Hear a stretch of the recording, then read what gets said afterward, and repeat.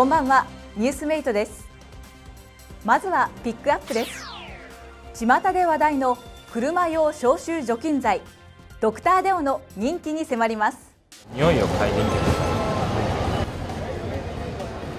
い。臭いです。このスプレーを裏表1回ずつ吹きかけてみてください。